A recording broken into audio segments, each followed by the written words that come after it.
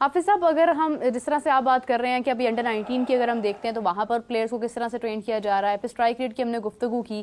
ہماری ٹیم اس وقت جب فٹنس کا ٹیسٹ ہوا، کہا گیا کہ معیار 80% ہوگا انٹرنیشنل کے لیے اور دیگر میچز کے لیے جو ہے وہ 60% ہوگا، تو اس میں ہمارے پلیئر جو ہیں ان سے تقریباً آپ سمجھ لیں کہ 2 کلومیٹر کی جو رن تھا، جو 2 کلومیٹر میں رننگ کرنی تھی، وہ 8 منٹ میں یہ مکمل نہیں کر پائے.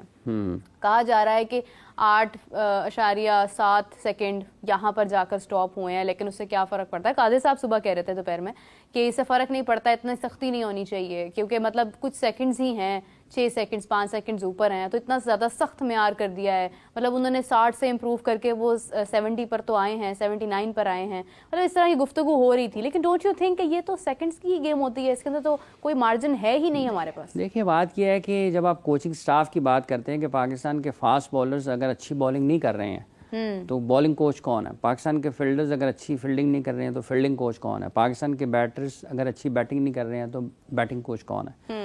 پاکستان کی ٹیم کی حکمت عملی میچ میں خراب ہے تو ہیڈ کوچ کیا کر رہا ہے؟ تو اگر پاکستان ٹیم کی فزیکل فٹنس خراب ہے، اس کا معیار وہ نہیں ہے جو ہونا چاہیے، تو پاکستان ٹیم کا فزیکل فٹنس کے جو لوگ ہیں، جو آپ کا فزیو ہے، ٹرینر ہے، وہ کہاں پر ہیں؟ بنیادی طور پر. اور اگر آپ ان کو ڈالرز میں تنخواہیں دیتے ہیں، کوئی 20 لاکھ دیتے ہیں یا 30 لاکھ دیتے ہیں، 40 لاکھ دیتے ہیں، یا وہ رضاکارانہ طور پر ہی پاکستان میں کام کر رہے ہیں، لوگوں کو لگے گا شاید ان کی تنخواہ پر نظریں ٹکائے بیٹھے جیسے وہ ہم نے نہیں لینی ہے، وہ ان کو وہ کام کرتے ہیں، اس کے وجہ آپ ان کو ان کا معاوضہ دیتے ہیں. تو اگر وہ ہائیلی پیڈ ہیں، بھاری تنخواہوں پر ہیں، تو آپ ان سے پوچھیں کہ آپ یہ سارا سال کھلاڑی آپ کے ساتھ رہتے ہیں، کیوں ان کی فزیکل فٹنس کا معیار جو ہے، پہلی تو بات یہ ہے کہ نیچے کیوں آیا ہے؟ وہ کہتے ہیں کہ یہ ہمارے پاس نا ہمیں سڈنلی بتایا گیا ہے 3 دن کے مارجن کے بعد. سوال ہی پہ یہ کوئی عذر ہی نہیں ہے نا، جو مرضی کہتا رہے. مطلب یہ ہے کہ آپ کرکٹ سارا سال کھیلتے ہیں، پاکستان کی ٹیم سارا سال کرکٹ کھیلتی ہے، اس لیے یہ بھلے 3 دن پہلے بتایا ہو، 3 دن پہلے بھی بتایا ہو، فزیکل فٹنس کے لیے، ٹیسٹ کے لیے آپ کو ہر وقت تیار رہنا ہوتا ہے. یہ ایک ٹیسٹ کی میں بات نہیں کر رہا ہوں. میرا کہنے کا مطلب یہ ہے کہ جب آپ 3 دن پہلے بتایا گیا، تو یہ اس سے پہلے تو ٹورنامنٹ چل رہا تھا چیمپئنز کپ. بالکل صحیح بات ہے. کتنے دن تو آپ نے وہ کھیلا ہے، اس سے پہلے آپ کی انگلینڈ کی سیریز چل رہی تھی. تو کس کو بتا رہے ہیں؟ کس کو بتا رہے ہیں؟ اس سے پہلے بھی آپ وہاں پر کرکٹ ورلڈ کپ 2024 کھیل کر آئے ہیں T20 کا. تو یہ سوال بنیادی طور پر نہ صرف کھلاڑیوں سے پوچھا جانا چاہیے، بالکل پوچھا جانا چاہیے، اور اس کے ساتھ ساتھ جو آپ کے فزیکل فٹنس کے جو لوگ ہیں، فزیو ہے، جو ٹرینر ہے، ان سے بھی پوچھا جانا چاہیے کہ آپ بتائیں آپ کی کیا کارکردگی ہے. ان سے بھی پوچھنا ہے یا نہیں پوچھنا ہے؟ ان سے بھی پوچھنا ہے کہ بتائیں. کھلاڑیوں سے بھی پوچھیں کہ آپ کی کیوں فزیکل فٹنس کا معیار نیچے ہے. اور دوسرا یہ ہے کہ ان کے جو فزیکل فٹنس کے پیمانے ہیں، جو معیار مقرر کیے گئے ہیں، اس کو آپ کو مختلف انداز میں دیکھنا ہے کہ ایک ہی طرح سے آپ سب کا جو ٹریننگ پلان ہے وہ نہیں بنا سکتے ہیں. آپ کو اس کھلاڑی کی ضرورت کیا ہے. اگر کوئی بیٹسمین ہے، اس کی بیٹنگ کی ضرورت کے مطابق اس نے لمبی بیٹنگ کرنی ہے، تو آپ نے اس کو فزیکلی کیسے فٹ کرنا ہے. ایک فاسٹ بالر ہے، اس کو آپ نے فزیکلی اور طریقے سے فٹ کرنا ہے. ایک اسپنر ہے، آپ نے اس کو فزیکلی اور طریقے سے فٹ کرنا ہے. تو یہ ہر کسی کا الگ الگ ہونا چاہیے، اور ہر کسی کا الگ الگ ہوتا ہے.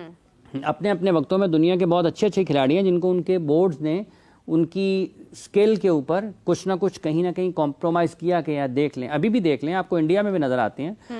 روہت شرما اور وراٹ کوہلی کی فٹنس ایک جیسی نہیں ہے، ٹھیک ہے، لیکن کیا آپ کسی کو فزیکلی فٹ کر سکتے ہیں؟ آپ کر سکتے ہیں. لیکن کیا آپ کسی کو کرکٹر بنا سکتے ہیں؟ ساری دنیا کے اس کے ساتھ کوچ لگا کر آپ نہیں بنا سکتے. کوچ آپ لگا دیں، کرکٹر نہیں بنے گا. ٹرینر لگا دیں، کسی کی فزیکل فٹنس امپروو ہو جائے گی، ٹھیک ہے.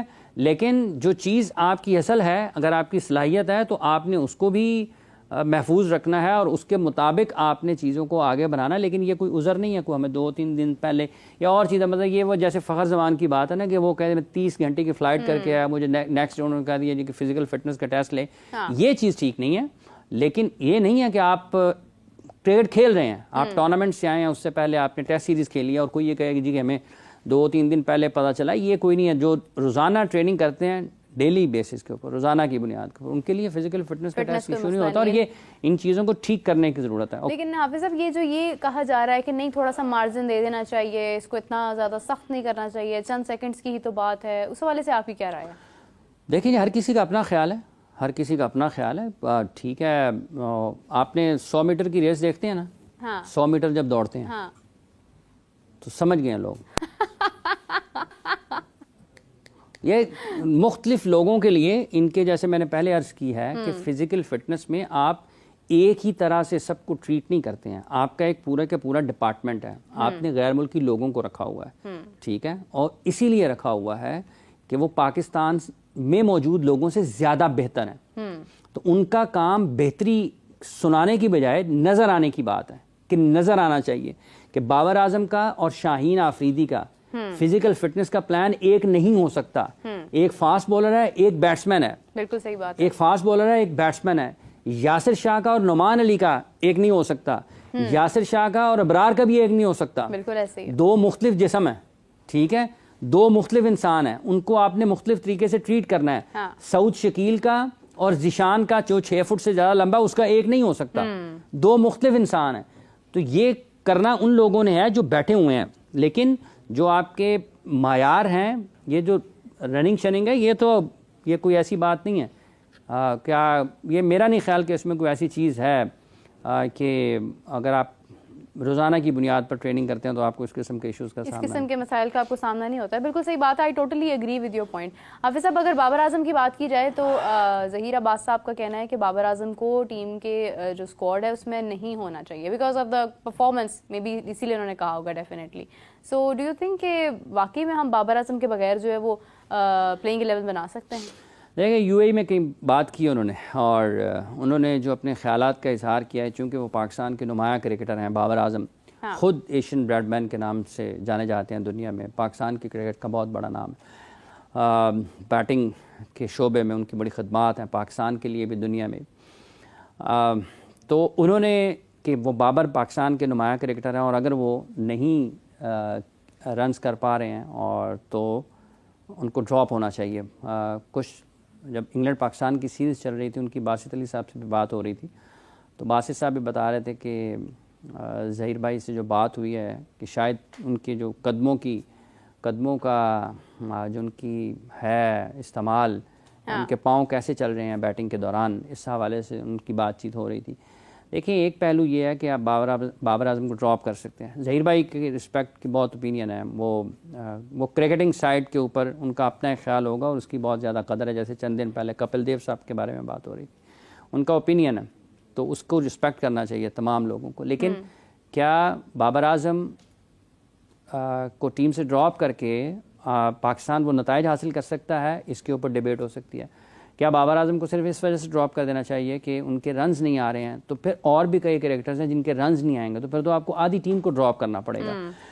یہ اب تو بہت آسان ہے, یہ ساری باتیں ہو رہی ہیں ہر جگہ پر, لیکن پاکستان کی ٹیم کو اگر ٹھیک کرنا ہے تو اس کے لیے جو لوگ ایڈمنسٹریشن میں ہیں, انتظامی عہدوں پر موجود ہیں, ان کو سب سے پہلے ان کو یہ سمجھ ہونی چاہیے کہ اصل میں کیا ہو رہا ہے. باؤنڈری وہ جو رسہ ہے اس کے اندر کون کیا کھیل رہا ہے. جب ان کو یہ سمجھ آ جائے گی کہ اندر کیا ہو رہا ہے کھیل کے میدان میں, تو وہ مسائل حل کیے جا سکتے ہیں.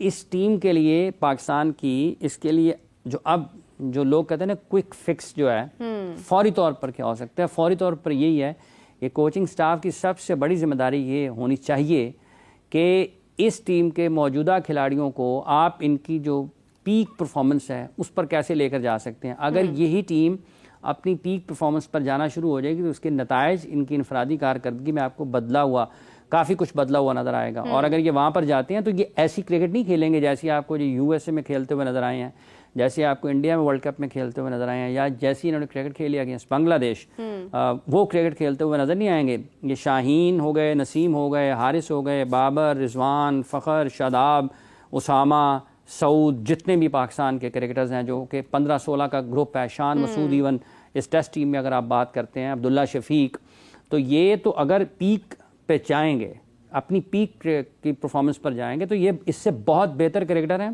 اور یہ اس سے بہت بہتر کرکٹ کھیل سکتے ہیں, اور انہوں نے اس سے بہتر کرکٹ کھیلی ہوئی ہے. اس لیے فوری طور پر اس کے اوپر کام کرنا چاہیے کہ ان کو وہاں پر کہاں کیسے لے کر جانا ہے. اگر آپ ان آؤٹ جیسے شان صاحب کہیں گے کہ ہمیں کنسسٹنسی کی ضرورت ہے, ہمیں کس چیز کی ضرورت ہے کہ ہم نے پیک پر کیسے جانا ہے, یہی اس کو نکال دیں, اس کو لے آئیں, یہ سب سے آسان کام ہے, سب سے آسان کام ہے.